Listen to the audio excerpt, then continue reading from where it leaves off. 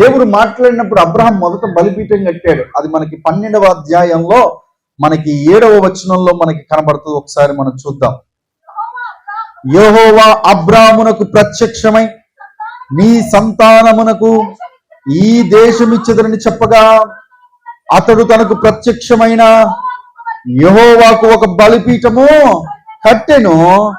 అక్కడ నుండి అతడు బయలుదేరి బేతేలుకు తూర్పు కొండకు చేరి పడమటునున్న బేతేలును తూర్పుకు మధ్య హాయికిని మధ్యను గుడారం వేసి అక్కడ యెహోవాకు బలిపీఠము కట్టి యెహోవా నామమున ప్రార్థన చేశాడు. దేవుడు మాట్లాడిన కారణాన్ని బట్టి మొదట ఎక్కడ ఈ బేతేలుకు హాయికి మధ్య గుడారం వేసి బలిపీఠము కట్టి అక్కడ అబ్రాహాము ప్రార్థన ప్రారంభించాడు కదా. తర్వాత మరల సిగ్గుతో అవమానముతో బాధతో తిరిగి వచ్చినప్పుడు మరల అదే స్థలముకు అబ్రహాము చేయడు. అది మనకు 13వ అధ్యాయంలో 4వ వచనంలో మనకు కనబడతా ఉంటుంది. ఒకసారి చూద్దాం. తాను మొదట బలిపీఠము కట్టిన చోటన చేరెను. అక్కడ అబ్రాము యెహోవా నామమున ప్రార్థన చేసింది. దేవునికి స్తోత్రం. ఎక్కడైతే తాను మొట్టమొదట దేవుడు మాట్లాడాడు అని నిర్ణయించుకొని బలిపీఠము కట్టి ప్రార్థన జీవితాన్ని ప్రారంభించాడో మరలా అదే ప్రార్థన జీవితానికి అబ్రహాము చేరి బేతేలుకు హాయికు మధ్య మరలా అదే స్థలములో గుడారము వేసి మరలా అదే స్థలములో బలిపీఠము కట్టి మరలా అదే స్థలములో నేను అనుకుంటాను పశ్చాత్తాపముతో అబ్రహాం ప్రార్థన చేశాడు. ప్రభువా, ఈ స్థలము విడిచి వెళ్ళాను నాయన, నాకు అవమానం ఎదురైంది నాయన. ఈ స్థలము విడిచి వెళ్ళాను నాయన, నాకు నింద ఎదురైంది నాయన. ఈ స్థలం విడిచి వెళ్ళాను నాయన, అబద్ధం మీద ఆధారపడవలసి వచ్చింది నాయన. ఈ స్థలము విడిచి వెళ్ళాను నాయన, నా భార్యను కట్టుకున్న భార్యను చెల్లి అని చెప్పాల్సిన పరిస్థితి ఏర్పడింది ఆయన. ఈ స్థలము నుంచి వెళ్ళాను నాయన, ఒక అన్య రాజు ముందు తల దించుకునే పరిస్థితి ఎదురైంది నాయన. ఇవన్నీ తెలుసుకొని ప్రభువా తిరిగి మరలా ఈ స్థలముకు వచ్చేస్తున్నాను నాయన, ఈ ప్రార్థనకు స్థలముకు వచ్చేస్తున్నాను నాయన అని అబ్రహాం మరలా బలిపీఠము కట్టి దేవునికి ప్రార్థన చేశాడు. దేవునికి స్తోత్రం కలుగును గాక. హల్లెలూయా. దయచేసి గమనించండి, మానవ సమాజం మానవ జీవితంలో ఈ యొక్క శరీర తత్వంతో ఉంటున్న మన ఈ యొక్క జీవితంలో తప్పులు చేయడం సహజం. సర్వసాధారణంగా ఊపిరున్న ప్రతి మనిషి తప్పులు ఎక్కడో ఒక చోట తెలియకుండా చేసే పరిస్థితి వస్తూ ఉంటుంది. తప్పులు జరగడం సహజమే. కానీ నిజమైన నీతిమంతులు, నిజమైన దేవుని బిడ్డలు చేసేది ఏంటో తెలుసా అండి? తప్పులు జరిగినప్పుడు, పొరపాటులు జరిగినప్పుడు మరలా ఆ పొరపాటును సరి చేసుకొని మరలా దేవుని దగ్గరికి వస్తారు. ఆలయ నిజమైన ఆత్మీయులు. దేవునికి స్తోత్రం కలుగును కాదు. అందుకని బైబిల్ సెలవిస్తూ నీతిమంతులు 7 మార్లు పడినను మరలా తిరిగి లేస్తారు. మరలా తిరిగి లేవనెత్తే దేవుడు మన దేవుడు. మన జీవితంలో ఈ పొరపాటులు జరగడం సహజమేనండి, సహజమే. పొరపాటులు జరిగినప్పుడు ఆ పొరపాటులను ప్రతి ఒక్క ఆత్మీయుడు ఆత్మీయురాలు ఏం చేయాలో తెలుసండి? సరి చేసుకునే ప్రయత్నం చేయాలి, దిద్దుకునే ప్రయత్నం చేయాలి.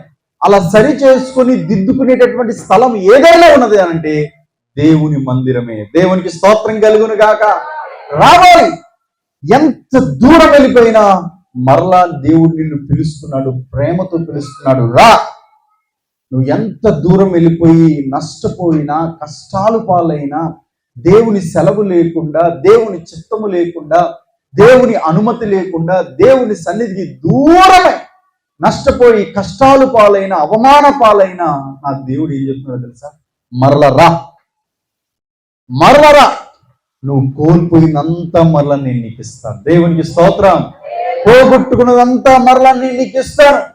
నువ్వు ఒక్కసారి మరలా నా వైపు తిరిగి వచ్చినట్లయితే ప్రేమతో నేను చేర్చుకునేటువంటి వాడిగా నేను సిద్ధంగా ఉన్నాను. నా దేవుడు చెప్తున్నాడు. ఎంత ప్రేమ కలిగిన దేవుడు అండి మన దేవుడు. ఒకవేళ అబ్రహాము ఆ స్థితిలో అవమానం పొందుకున్నాడని, ఏవో గొర్రెలు, గొడ్లు, ఇవన్నీ ఆడగాడిదలు ఇవన్నీ పొందుకున్నాడు. ఒకవేళ అబ్రహాము దేవుని మీద మరలా ఆధారపడకపోతే, మరలా ప్రార్థనా జీవితం మీద తన జీవితాన్ని, ఆధ్యాత్మిక జీవితాన్ని కట్టుకోకపోతే, ఏ ముఖము పెట్టి మరలా నేను దేవుని దగ్గరికి వెళ్తాను? దేవుని అనుమతి తీసుకోకుండా, దేవుని చిత్తము తీసుకోకుండా, దేవుని సెలవు లేకుండా, దేవుని సన్నిధిని విడిచి నేను ఐగుప్తు దేశానికి వెళ్ళి ఏదో సాధిద్దాం అనుకున్నాను. ఇప్పుడంతా కూడా అవమాన పాలయ్యాను. ఏ ముఖం పెట్టుకొని మరలా దేవుని దగ్గరికి వెళ్తానని ఒకవేళ అబ్రహాం అనుకొని ఉంటే మనకు విశ్వాసులకు తండ్రి అబ్రహాం అయ్యేవాడు కానీ కాదు. కానీ అబ్రహాం నమ్మింది ఏంటో తెలుసండి, నా దేవుడు నా కుటుంబంలో నన్ను ప్రత్యేకంగా ఏర్పాటు చేసుకున్నాడు, ప్రత్యేకంగా పిలుచుకున్నాడు, ప్రత్యేకించాడు, నన్ను ఆశీర్వదిస్తానని మాట ఇచ్చాడు. నా దేవుని దగ్గరికి వెళ్తే నా దేవుడు నన్ను క్షమించేస్తాడు అని పరిపూర్ణమైన విశ్వాసము అబ్రహాముకు ఉన్నది కనుకనే మరలా తాను మొదట కట్టిన బలిపీఠము చెంతకు అబ్రహాము చేరాడు. మరలా తన పాత ప్రార్థనా జీవితానికి అబ్రహాము చేరాడు. మరలా దేవుని సన్నిధి కలవడానికి, దేవునితో పెనవేసుకునేటటువంటి బంధాన్ని ఏర్పాటు చేసుకోవడానికి అబ్రహాం అండి మరలా దేవుని దగ్గరికి వచ్చాడు. మన జీవితాల్లో చేయవలసింది ఇదే. కొన్నిసార్లు మనం పొరపాట్లు గుండా వెళ్తున్నప్పుడు, మనకు తెలియకుండా దేవునికి దూరమైపోతూ ఉన్నప్పుడు, దేవుని సన్నిధి నుండి దూరం అయిపోతున్నప్పుడు మనం తెలుసుకోవాల్సింది ఏంటంటే, అయ్యో నేను దేవుని సన్నిధి నుండి, దేవుని యొక్క అనుమతి లేకుండా, దేవుని చిత్తము లేకుండా, ఆత్మీయ తల్లికి నుండి, దైవజనురాల నుండి, ఆ సహవాసం నుండి నేను దూరం అయిపోయి నేను ఏం సాధించాను? ఏం సాధించట్లేదు. మనశ్శాంతి లేదు, నెమ్మది లేదు, శాంతి లేదు, సమాధానం లేదు. మరలా నేను పూర్వ వైభవాన్ని నేను పొందుకోవాలి, మరలా నా ప్రార్థనా జీవితాన్ని నేను బలపరుచుకోవాలి, మరలా నా ఆధ్యాత్మిక జీవితాన్ని నేను బలపరుచుకోవాలంటే నేను ఎక్కడైతే ఆత్మీయంగా బలపడ్డానో అక్కడ మరలా నేను తిరిగి రావాలి అని ప్రతి ఒక్కరు కూడా ఆ నిర్ణయాలు తీసుకోవాలి. ఎవరు కూడా దేవునికి దూరం అవడానికి వీల్లేదండి. దేవునికి, మందిరానికి, పరిశుద్ధుల సహవాసానికి, ఆత్మీయురాలు దైవజనురాలు యొక్క సహవాసానికి దూరమై మనము ఏది సాధించలేము. ఇది గుర్తుపెట్టుకోండి. దేవునికి, దేవుని సన్నిధికి, మందిరానికి, సహవాసానికి దూరమై మనం ఏమి సాధించలేము. తిరిగి రిక్తులుగా మనం అయిపోతూ ఉంటాం. కాబట్టి ఎప్పుడు కూడా మన జీవితంలో దేవునికి, దేవుని మందిరానికి, దేవుని సన్నిధికి, ఆత్మీయతకు ఎప్పుడు దూరం చేసుకోవాలి. అబ్రహాము దూరం అయినప్పటికీ మరలా తప్పు తెలుసుకొని దేవుని దగ్గరికి వచ్చినప్పుడు మరలా అబ్రహామునంట దేవుడంట తన వాగ్దానంతో నింపి మరలా అబ్రహామును ఆశీర్వదించడానికి సిద్ధపడిపోయాడు. దేవునికి స్తోత్రం, హల్లెలూయా. నా దేవుడు ఎంత గొప్ప దేవుడో తెలుసా? ఏ అబ్రహాము, నన్ను అడిగి వెళ్ళావా ఐగుప్తు దేశానికి అని ప్రశ్నించాలి దేవుడు. నా చిత్తమును కోరి వెళ్ళావా? నేను వెళ్ళమంటే వెళ్ళావా? అక్కడ నివసించమంటే నివసించావా? వీటన్నిటిలో నా అనుమతి లేదు, నా దగ్గర ప్రార్థన చేయలేదు, నా సెలవు తీసుకోలేదు, ఇప్పుడు ఎందుకు వచ్చావు అని మనుషులు అంటారు, అని బంధువులు అంటారు, అని రక్త సంబంధికులు అంటారు, అని స్నేహితులు అంటారు, అని మన ఇరుగు పొరుగు వారు అంటారేమో. కానీ నా దేవుడు ఒక్క ప్రశ్న కూడా అబ్రహామును ప్రశ్నించలేదండి. తిరిగి వచ్చి బలిపీఠం కట్టి ప్రార్థన చేసినప్పుడు ఆ ప్రార్థన దేవుడు మనస్ఫూర్తిగా అంగీకరించేశాడు. నువ్వు చేసిన పొరపాటులు, తప్పులు దేవుడు ఎప్పుడు జ్ఞాపకం చేసుకోడు. నువ్వు ఎప్పుడైతే తిరిగి వచ్చి ప్రార్థన చేస్తావో దేవుడంట తన విలువైన రక్తముతో నువ్వు మోకరించి ప్రార్థించినప్పుడే వాటన్నిటిని పూర్తిగా దేవుడు కడిగేస్తాడంట. దేవునికి స్తోత్రం కలుగును గాక. మరలా నువ్వు ప్రార్థించినప్పుడు మరలా దేవుడు అంట నీకు ఫ్రెష్ జీవితాన్ని, ఒక క్రొత్త జీవితాన్ని, ఒక నూతన జీవితాన్ని దేవుడు నీకు ఇస్తాడు. అబ్రహాము నుండి మరలా తిరిగి వచ్చి ప్రార్థన ప్రారంభించినప్పుడు అబ్రహాము అంగీకరించినట్టుగా దేవుడు నిన్ను నన్ను కూడా అంగీకరిస్తాడు. కనుక దేవునికి ఎప్పుడు కూడా దూరము అవ్వకూడదు. బైబిల్ గ్రంథంలో మరొక వ్యక్తి తండ్రి సన్నిధి నుండి దూరం అయిపోయాడు. ఎవరో ఒకసారి మనం చూద్దాం. లూకా సువార్త 15వ అధ్యాయం. లూకా సువార్త 15వ అధ్యాయము చదువుదాం. 13 వచనం నుండి. కొన్ని దినములైన తర్వాత ఆ చిన్న కుమారుడు సమస్తమును కూర్చుకొని దూరదేశమును ప్రయాణమైపోయి అచ్చట తన ఆస్తిని దుర్వ్యాపారము వలన పాడు చేసింది. చాలండి. ఇక్కడ మనందరికీ తెలుసు, యేసుక్రీస్తు ప్రభువారు వాక్య పరిచర్య చేస్తూ ఒక అద్భుతమైన ఉపమానముతో కూడిన సందేశాన్ని ఇక్కడ యేసుక్రీస్తు ప్రభువారు ప్రకటించారు. ఆ ఉపమానం యొక్క సందేశ సారాంశం ఏంటంటే, ఒక ధనవంతుడికి, ఒక తండ్రికి 2 కుమారులు ఉన్నారు. ఆ 2 కుమారులను తండ్రి చాలా ప్రేమించేవాడు. పెద్ద కుమారుడేమో తండ్రి పనులన్నింటిలో కూడా చక్కగా చూసుకునేవాడు. పొలం పనులు కావచ్చు, ఇంటి పని కావచ్చు, బయట పని కావచ్చు, ఏ బాధ్యత అయినా సరే పెద్ద కుమారుడు నమ్మకంగా నిర్వర్తించేవాడు. చిన్న కుమారుడు గారాబం కదండి. ప్రతి ఇంటిలో చిన్న కుమారుడు అంటే, చిన్న కుమార్తె అంటే చాలా గారాబంగా ఉంటుంది. చిన్న కుమారుడు చాలా గారాబంగా పెరిగిన కారణాన్ని బట్టి వాడు పెరిగి పెరిగి పెద్దవాడై ఒక రోజు వాడికి ఒక ఆలోచన వచ్చింది. తండ్రి దగ్గర ఉంటే ఏది కావాలన్నా డాడీ అని అడిగే తీసుకోవాలి, ఏది కావాలన్నా డాడీ అని అడిగే తీసుకోవాలి.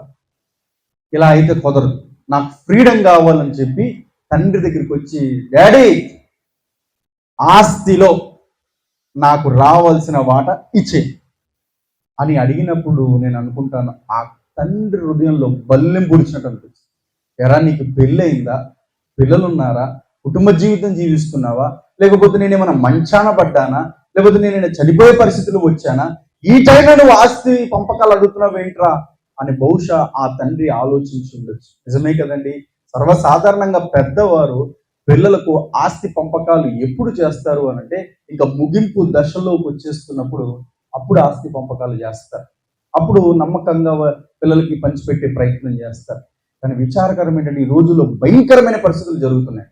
బ్రతుకుండగానే, ఇంకా బాగుండగానే లాగేసుకొని తల్లిదండ్రులను ఏం చేస్తున్నారో తెలుసా, బయటికి నెట్టేస్తారు, బయటికి పంపించేస్తున్నారు. చాలా చాలా బాధ అనిపించింది. నిన్నటి దినాన్న నా పుట్టినరోజు, జన్మదినం. అంతకు ముందు రోజు ప్రార్థన చేసిన, ప్రభువా పుట్టినరోజు సందర్భంగా ఏదో ఒకటి చేయాలి నాయన అని ప్రార్థన చేసుకున్నప్పుడు దేవుడు ఒక ఆలోచన ఇచ్చాడు. ఆలోచన ఇస్తే భీమవరం దగ్గర ఉన్న ఒక వృద్ధాశ్రమంలోకి వెళ్ళాను. రండి, ఇక్కడ ఎంతమంది ఉంటారండి అంటే, ఒక 30-40 మంది ఉంటారండి. మీరేం చేస్తే, నేను పాస్టర్ గారు. మీ పాస్టర్ గారు అని చాలా సంతోషించారు ఆ యాజమాన్యం. ఒకసారి సరే అని చెప్పేసి వాళ్ళని కనుక్కుంటానని చెప్పేసి వాళ్ళతో కొంత నిమిషం మాట్లాడడానికి ప్రయత్నం చేశాను. ఆ వృద్ధులు, తల్లులు, తండ్రుల దగ్గరికి వెళ్ళి వాళ్ళు చెప్పిందంతా నా గుండె చాలా భారం అనిపించిందండి. 100కి 90% కొడుకులు ఉన్నారు, పిల్లలు ఉన్నారు, కోడలు, పిల్లలు అందరు ఉన్నారు. 90% మంది పిల్లలు ఉన్నారు. పిల్లలు కలిగిన తల్లిదండ్రులే అక్కడ ఉన్నారు. మరి బిడలుండి మీరేంటండి ఇక్కడ? ఆ బిడలే మమ్మల్ని ఇక్కడ చేర్చారండి. ఎంత బాధ అనిపించింది, ఎంత బాధ. ఆ బిడలేనండి, నా కొడుకేనండి నన్ను తీసుకొని వచ్చి ఇక్కడ పడేసిపోయాడు. మేము ఏం తింటామండి? ఓ ముద్ద తింటాం. ఆ ముద్ద పెట్టడానికి వారికి భారం అయిపోయిందండి, బరువు అయిపోయిందని. ఆ విషయాలు, ఇంకా చాలా విషయాలు చెప్పుకున్నప్పుడు నాకు బాధ అనిపిస్తుంది.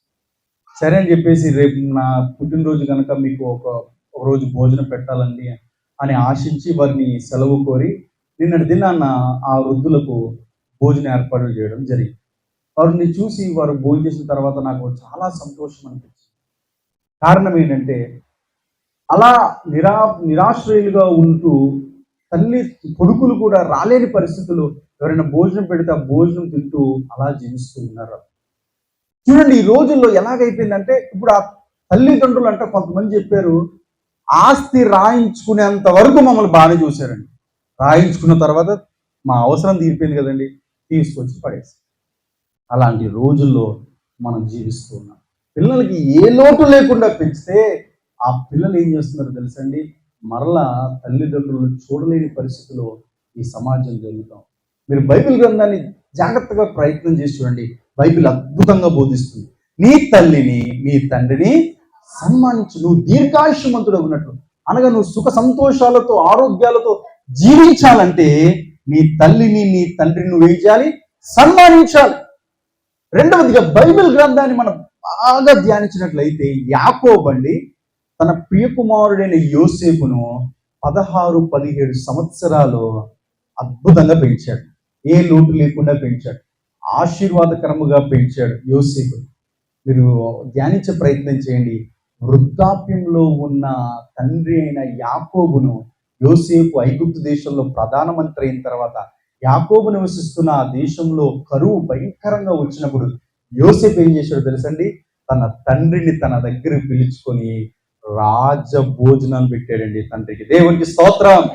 ఎన్ని సంవత్సరాలైతే యాకోబు యోసేపును కన్న కొడుకుగా అలా ఎలాగైతే 17 సంవత్సరాలు చూసుకున్నాడో, యాకోబు ఈ లోక యాత్రను ముగించేటటువంటి సమయం యోసేపు దగ్గర ఉన్న సమయం యాజ్ ఇట్ ఈస్ గా 17 సంవత్సరాలు. దేవునికి స్తోత్రం కలుగును గాక. ఇది బైబిల్ చెప్తున్న అద్భుతమైన సందేశం. బిడ్డలను 20-25 సంవత్సరాలు ఏ లోటు లేకుండా తల్లిదండ్రులు పెంచుతారు.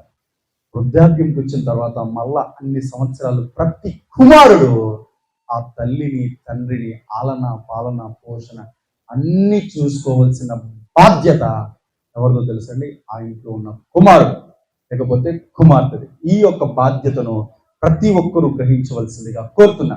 ఇక్కడ ఈ చిన్న కుమారుడు ఏమంటున్నాడో తెలుసా, డాడీ ఆస్తిలో నాకు రావాల్సిన వాట నాకు ఇచ్చే. నేను బ్రతికున్నాను కదరా, బ్రతుకుంటే ఏంటి, నాకు రావాల్సిన వాట నాకు ఇచ్చే. నువ్వేమైనా కష్టపడి సంపాదించావా? నిజంగా పిల్లలు అడుగుతారండి, పిల్లలు దౌర్జన్యం చేసే ప్రయత్నం చేస్తావు, నాకు ఇచ్చే అంటారు. నువ్వేమైనా కష్టపడ్డావా? నువ్వేమైనా రూపాయి సంపాదించావా? ప్రేమతో నీకు ఇచ్చేది ఆస్తి, దౌర్జన్యంతో తీసుకునేది దోచుకునేది కాదు. ఇక్కడ చిన్న కుమారుడు విసిగించి పడేశాడంట తండ్రిని. ఇక వీడు ఇలానే అరుస్తా ఉంటాడని చెప్పి తండ్రి ఏం చేశాడంటే సరే అని మొత్తం వాడికి రావాల్సిన వాట డబ్బు రూపంలో ఇచ్చి పంపించేసి, ఇక చిన్న కుమారుడు ఆ డబ్బు తీసుకొని వీడు ఏం చేద్దాం అనుకున్నాడంటే లాభం సంపాదిద్దాం అనుకుని చేసింది ఏంటో తెలుసండి, బైబిల్ చెప్తుంది దుర్వ్యాపారము. ఏ వ్యాపారం అండి? అది నిజమైన వ్యాపారం కాదు. షార్ట్ కట్ మెథడ్లో ఎక్కువ డబ్బులు వచ్చేసారు. ఏంటండి? షార్ట్ కట్ మెథడ్లో ఎక్కువ డబ్బులు వచ్చేసారు. 10 రూపాయలు పెడితే 1000 రూపాయలు వచ్చేసారు. ఈ రోజుల్లో చాలా మంది డబ్బు సంపాదన మీద మోజుపడి ఈ విధమైన షార్ట్ కట్ మెథడ్లు వెతుకుతున్నారు. షార్ట్ కట్ గా వచ్చేసేయాలి. కానీ జరుగుతుంది ఏంటో తెలుసండి, అలా షార్ట్ కట్ గా మెథడ్ వెతికే వారందరూ కూడా ఎక్కువ శాతం మోసపోతున్నారు.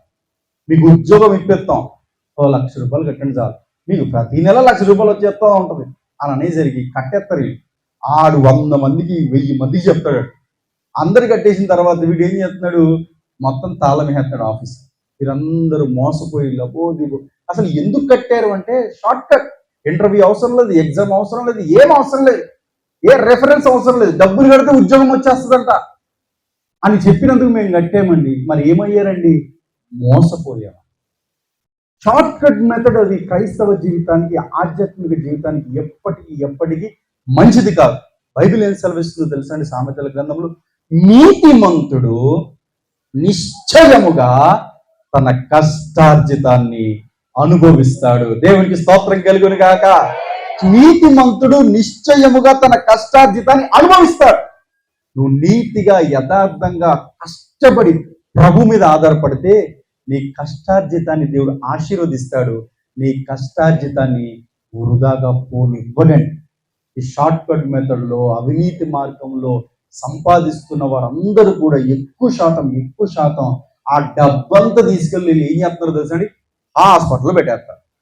హాస్పిటల్ పాలైపోతున్నాయి. హాస్పిటల్ పెట్టేసి హాస్పిటల్ పాలైపోయి ఆ డబ్బంతా కూడా ఆరోగ్యంగా బాగుపరుచుకుందామని ప్రయత్నాలు చేసి చివరికి ఇది శ్వాస విడిచి వెళ్ళిపోతున్నారు. ఎప్పటికీ కూడా అవినీతితో కూడిన సొమ్ము, షార్ట్ కట్ మెథడ్తో సంపాదించేటటువంటి సొమ్ము అది ఎప్పటికీ మనకు ఆశీర్వాదం కానే కాదు. బైబిల్ సెలవిచ్చింది, ఇందాక చెప్పాను, నిజముగా నీతిగా యథార్థంగా దేవుని మీద ఆధారపడి కష్టపడి సంపాదించేదంతా కూడా దేవుడు ఆశీర్వదిస్తాడు. అందుకే నీతిమంతుడు నిశ్చయముగా తన కష్టార్జితాన్ని అనుభవిస్తాడు. ఇక్కడేమో ఈ చిన్న కుమారుడు షార్ట్ కట్ మెథడ్లో డబ్బు సంపాదిద్దామని, బహుశా దుర్వ్యాపారం, ఈ పేకాట కావచ్చు, రకరకాలు ఉంటాయి కదండి, ఇవన్నీ చేసే ప్రయత్నం చేస్తేనంట చిన్న కుమారుడు తెచ్చుకున్న డబ్బంతా కూడా అయిపోయింది. ఎంత అయిపోయిందంటే కనీసం చేతుల్లో చిల్లి గవ్వ కూడా లేదు. ఒక రోజు ఒక పూట టిఫిన్ చేద్దామనేటటువంటి పరిస్థితి కూడా లేదు. డబ్బున్నప్పుడు స్నేహితులందరూ ఉన్నారు, ఆ దుర్వ్యాపారం చేసినప్పుడు స్నేహితులందరూ ఉన్నారు. ఈ చెడు పనులు చేసేటువంటి వాళ్ళు కంటండి స్నేహితులు ఎక్కువ మంది ఉంటారండి. ఎందుకు? వారు కూడా పంచుకుంటారు, వారు కూడా దోచుకుంటారు. దుర్వ్యాపన చేసినప్పుడు స్నేహితులు చాలా మంది ఉన్నారు. కానీ ఈ చిన్న కుమారుడు దగ్గర ఇదంతా పోయిన తర్వాత ఒక్కడు లేడంటండి దగ్గర. ఒక్కడు లేడు.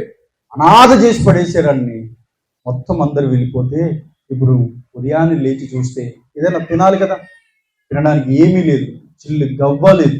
ఏం చెయ్యాలి? ఏం చెయ్యాలి? ఎవరైనా అడిగితే ఎవరూ పెట్టట్లేదు. వెతుక్కుంటూ వెతుక్కుంటూ వెళ్తున్నాడు. సరే ఏదో ఒకటి ఒక పూట భోజనం చేద్దామని ప్రయత్నం చేస్తే ఎప్పుడు భోజనం పెట్టట్లా. చివరికంట పందులు అక్కడ మేస్తా ఉంటే అక్కడికి వెళ్ళారండి. ఆ పందులు యజమాని దగ్గరికి వెళ్ళి, అయ్యా ఏదైనా పని ఉంటే ఇప్పించండి అయ్యా, ఆకలితో అల్లాడిపోతున్నా.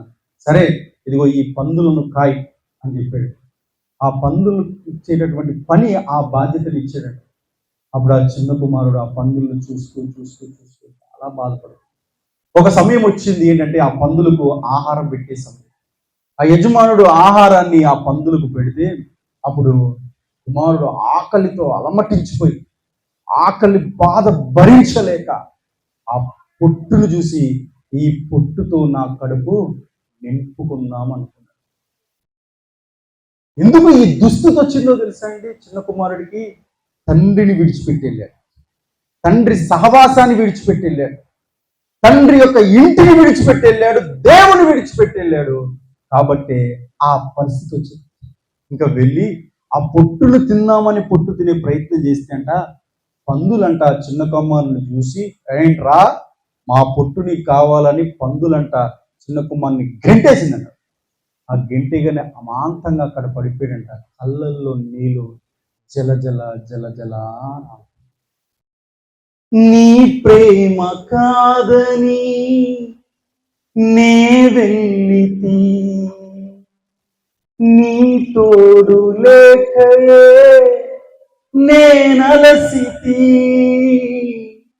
నీ ప్రేమ కాదని నే వెళ్ళితి, నీ తోడు లేకయే నేనలసితి.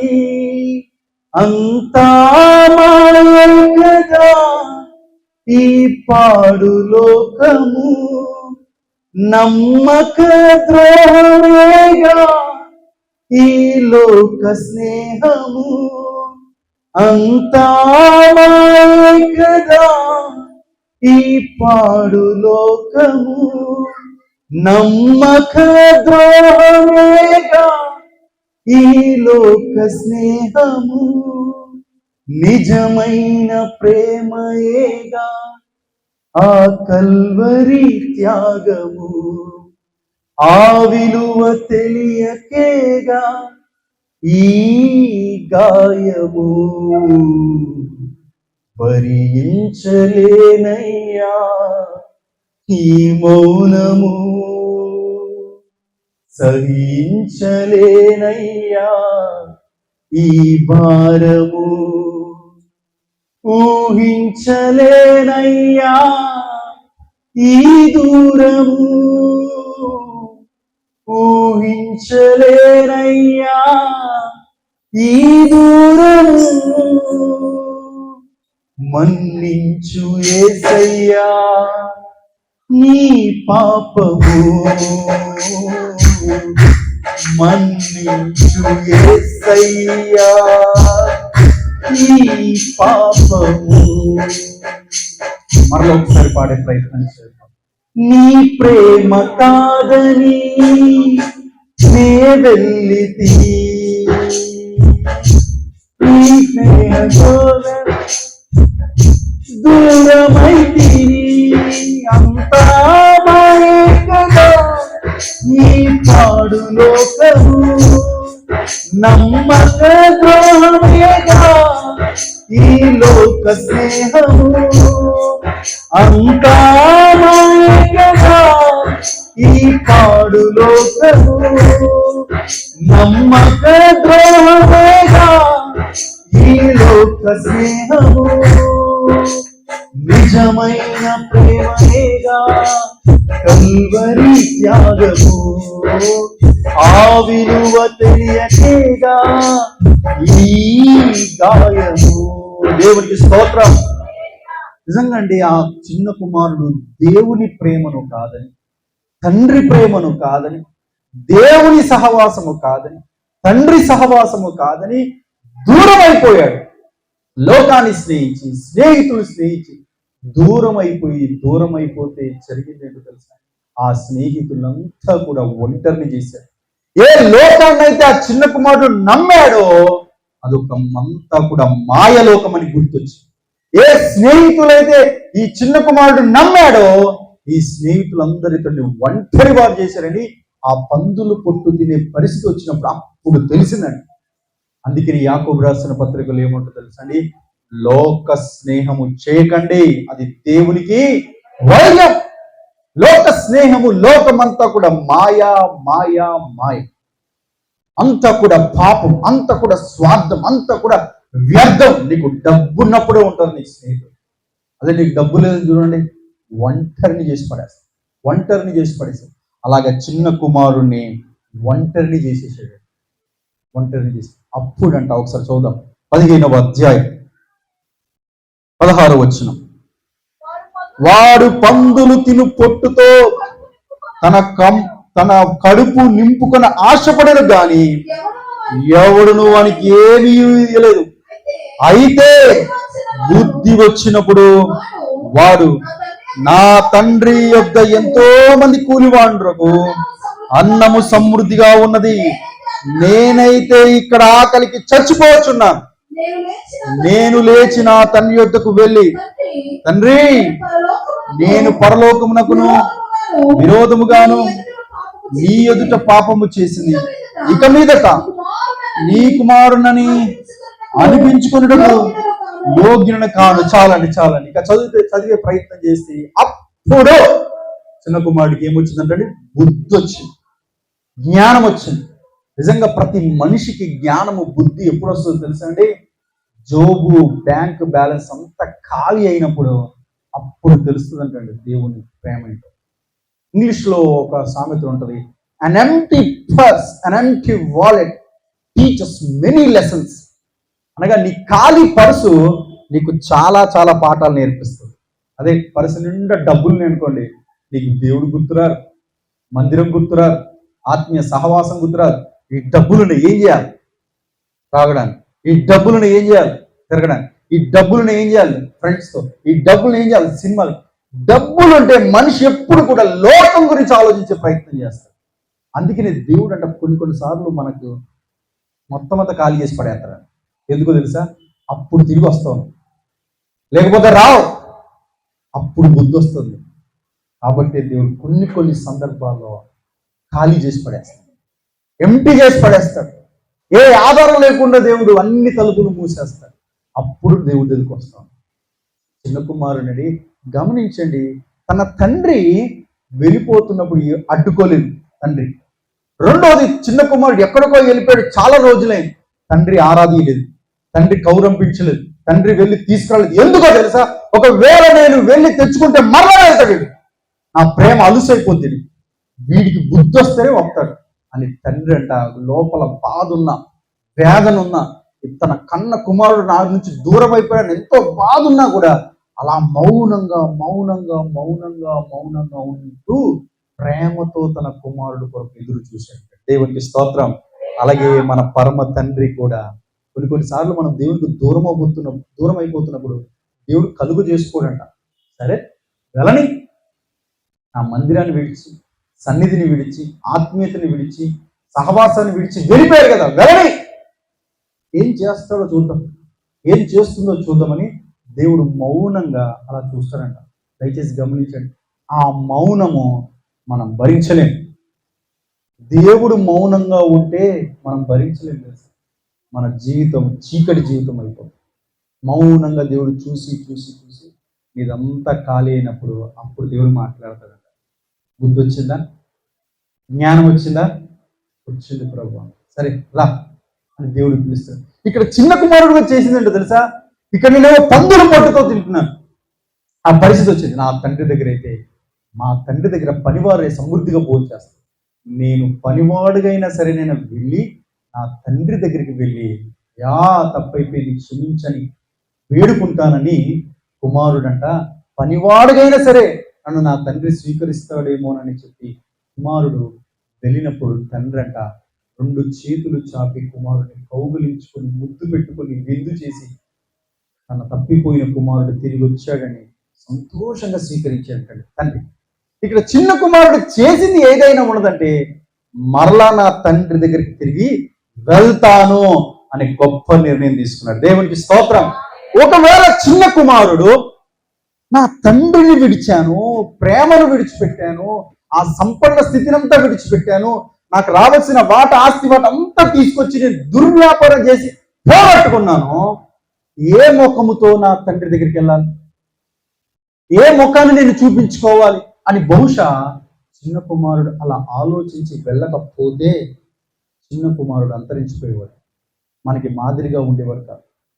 కుమారుడు అంట కొడుకుగా నా ముఖం చెల్లకపోయినా నా తండ్రి దగ్గర అన్నోడు ముఖంగానైనా సరే వెళ్తానని, ఎలాగైనా నేను వెళ్తానని నిర్ణయం తీసుకున్నాను. మనలో చాలా మంది చేస్తున్నారు తెలుసా, ఏదో చిన్న చిన్న పొరపాట్లు, చిన్న చిన్న సమస్యలు, చిన్న చిన్న తప్పులు జరుగుతున్నప్పుడు కొంతమంది ఏం చేస్తారంటే మందిరాన్ని మానేస్తారు, సన్నిధిని మానేస్తారు. మందిరాన్ని, సన్నిధిని, ఆత్మీయతలు, సహవాసాన్ని, దైవజనులు సహవాసాన్ని మానేసి వెళ్ళిపోతారు. వెళ్ళిపోయి లోకంలోనికి వెళ్ళిపోయి నష్టపోతారు. కష్టాల పాలంతా కూడా మొత్తం అంతా ఎంటీ అయిపోతుంది, ఖాళీ అయిపోతుంది. అప్పుడు దేవుడేమో బలమైన ప్రేరేపణ ఇస్తూ ఉంటాడు. వెళ్ళు, రానా సన్నిధికి, రానా సన్నిధికి, రానా సన్నిధికి అని అంటే మనలో చాలా మంది గొప్ప పరిశుద్ధులు ఏమని ఆలోచిస్తారు తెలుసా, ముఖం ఏం చెల్లుతుంది, మళ్ళీ అమ్మ దగ్గర కాదని వెళ్ళిపోయాను, గొడవ పెట్టుకొని వెళ్ళిపోయాను, మనస్పర్ధలు పెట్టుకొని వెళ్ళిపోయాను, పెద్ద పెద్ద అరుపులు అరిచేసి వెళ్ళిపోయాను, మళ్ళా నా ముఖం ఏం చెల్లుతుంది అని ఆలోచిస్తూ ఉంటారు. దేవుడు ఏమంటాడు తెలుసా, నీ ముఖం ఏం చెల్లుతుందని అనుకుంటున్నావా, నా ముఖం ఏం చూపిద్దామని అనుకుంటున్నావా అని దేవుడు ఆలోచిస్తూ ఉంటాడంట. ఏ ముఖంతో ఉన్నావో అదే ముఖంతో రా అంటాడంట. దేవుడికి స్తోత్రం. నువ్వు నీ ముఖం చెల్లదు అని అనుకుంటున్నావేమో, అదే ముఖంతో రా, వచ్చి చూడు. ఆత్మీయ తల్లి గారు ఎలా స్వీకరిస్తారో, దైవజనుడు ఎలా స్వీకరిస్తారో చూడు. దైవజనుల్లో నా ప్రేమ ఉంటుంది, ఎలా స్వీకరిస్తారో నువ్వే చూస్తావు, రా అని దేవుడు ఆ విధమైన పిలుపునిస్తాడు. చిన్న కుమారుడు ఇక్కడ, అక్కడేమో అబ్రహాము చేసింది ఏంటో తెలుసు, జరిగిందేదో జరిగిపోయింది, పొరపాట్లు ఏదో జరిగిపోయింది. మరలా దేవుని దగ్గరికి, మరలా ఆ సహవాసం దగ్గరికి వెళ్దామని అద్భుతమైన నిర్ణయాలు తీసుకున్నారు. కనుకనే అక్కడ అబ్రహాము విశ్వాసులకు తండ్రికి ఆశీర్వాదకరంగా మారాడు. ఇక్కడ చిన్న కుమారుడు తప్పిపోయిన వారందరికీ కూడా గొప్ప మాదిరికరంగా నిలబడ్డాడు. దేవునికి స్తోత్రం. ఇద్దరు కూడా మనకు అద్భుతమైన మాదిరికరమైన ఆధ్యాత్మిక జీవితమైన పాఠాలు నేర్పించారు. ఒకవేళ తిరిగి రాకపోతే ఏం జరుగుతుందో తెలుసా అండి, అది చెప్పి మనం ముగించేద్దాం. అపోస్తలుడైన పౌలు గారు తిమోతికి రాసిన పత్రిక, 2వ పత్రిక 4వ అధ్యాయము 9వ వచనం, నా యొద్దకు త్వరగా వచ్చుటకు ప్రయత్నము చేయము. దేమా ఇహలోకమును స్నేహించి నన్ను విడిచి తెస్సలోనియులకు వెళ్ళాడు. చాలండి, చాలా. ఇక్కడ చాలా ఒక్క వచనమే ఉంటది, కానీ అక్కడక్కడ ఈ దేమా గురించి మనకు రాయబడుతూ ఉంటుంది. పౌలు గారు పరిచర్య ప్రారంభించినప్పుడు, పౌలు గారు పరిచర్యను, సేవను, వాక్య పరిచర్యను చూసి ఆనాటి కాలంలో చాలా మంది యవనస్తులు పౌలు గారిని వెంబడించేవారు.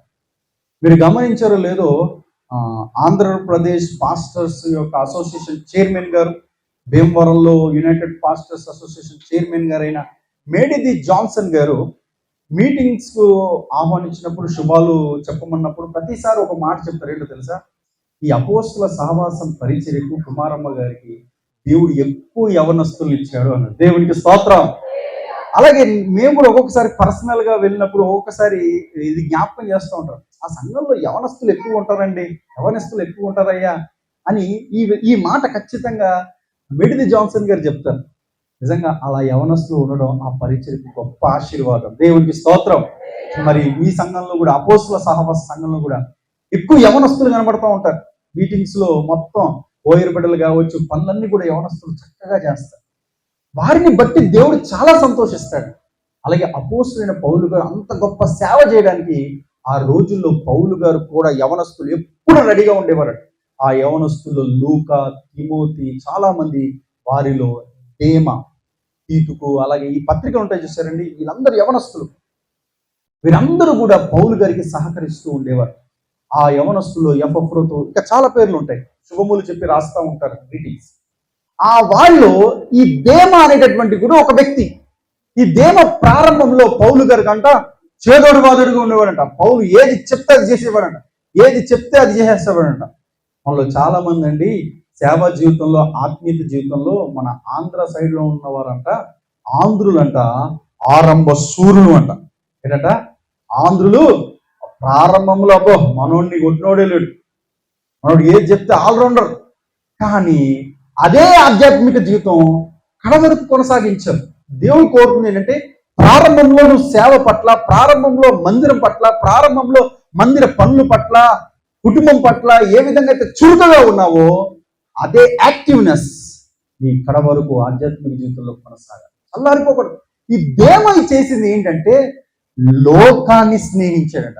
పౌలు దగ్గర ఉంటూ, సేవలో ఉంటూ, పరిచర్యలో ఉంటూ, 24 గంటలు సువార్త ప్రయాణం చేస్తున్న ఈ దేమాకి లోకమేం అవసరం? కానీ ఏం చేశాడంట, లోకాన్ని స్నేహించాడు. పౌలు గారి దగ్గర ఉంటే ఏమొస్తుంది, ఏం సంపాదించవచ్చు? ఏ సంపాదన లేదు.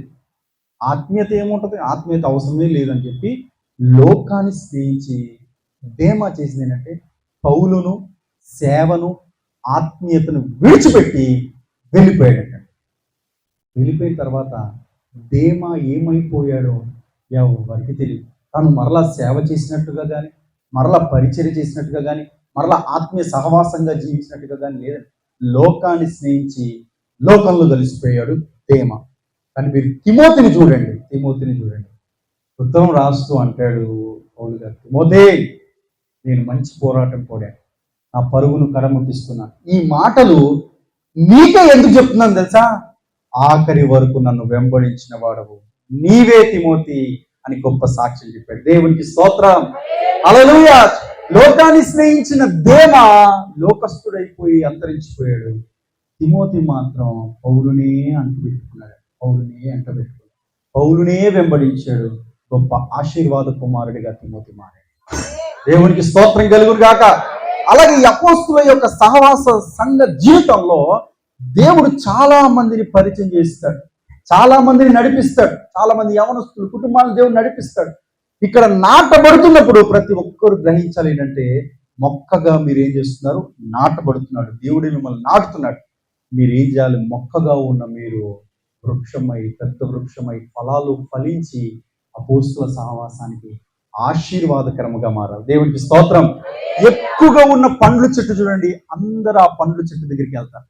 ఎక్కువగా ఉన్న వృక్షం దగ్గర చూడండి, ఆ నీడ కోసం అందరూ ఆ నీడ చెంత చేస్తారు. అలాగే అపోస్తుల సహవాసంలో ఎవరైతే నాటబడుతున్నారో మొక్కలుగా ఉన్న మీరందరూ కూడా ప్లాంట్స్గా, వృక్షాలుగా, పెద్ద వృక్షాలై ఫలాలు ఫలించి అనేక మందికి ఆశీర్వాదకరంగా మీరు మారాలి. దేవునికి స్తోత్రం, హల్లెలూయా. ఇక్కడ అబ్రహాము తిరిగి వచ్చాడు, ఆశీర్వాదకరంగా మారి. తప్పిపోయిన వాడు తిరిగి వచ్చాడు, గొప్ప మాదిరికరంగా మారి. దేమా తిరిగి రాకుండా లోకంలో కలిసిపోయాడు, లోకస్తుడైపోయాడు, అంతరించిపోయాడు. మనము దేమ వలె ఉండడానికి వీల్లేదు. అబ్రహాము వలె, చిన్న కుమారుడు వలె తప్పులు జరుగుతూ ఉంటాయి. ఏ తప్పు జరిగినా మరలా దేవుని దగ్గరికి రావాలి. అట్టి విధమైన ఆధ్యాత్మిక జీవితం దేవుడు మనందరికీ దయచేయును గాక. ఆమేన్. ప్రార్థన చేసుకుందాం. అందరూ కళ్ళు మూసుకొనండి. ఒకవేళ దేవునికి దూరం అయితే, ఒకవేళ దేవుని సన్నిధికి దూరం అయితే, ఒకవేళ దేవుని యొక్క ఆత్మీయతకు దూరం అయితే మరలా తిరిగిరా సహోదరుడా, సహోదరి, తిరిగిరా.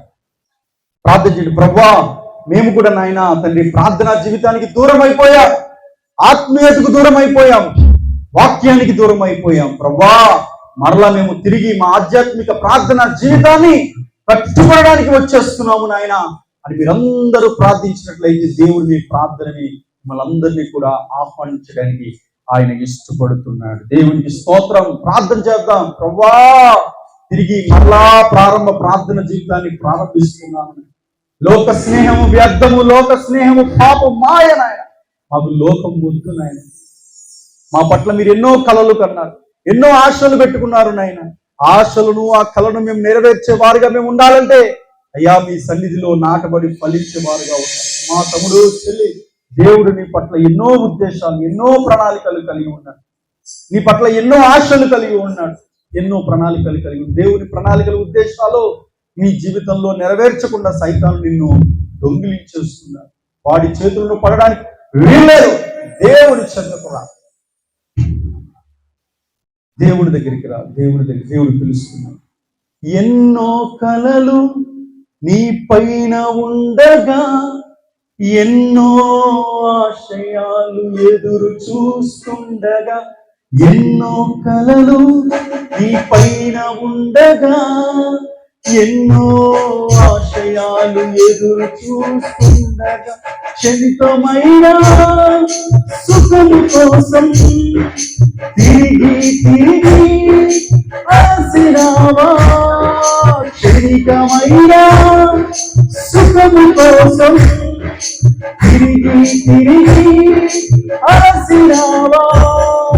తిరిగిరా ప్రభువు చెంతకు తిరిగిరా. దేవుడు పిలుస్తున్నాడమ్మా, తిరిగిరా. క్షణికమైన సుఖము కోసం ఎంత దూరం పరిగెడతాం.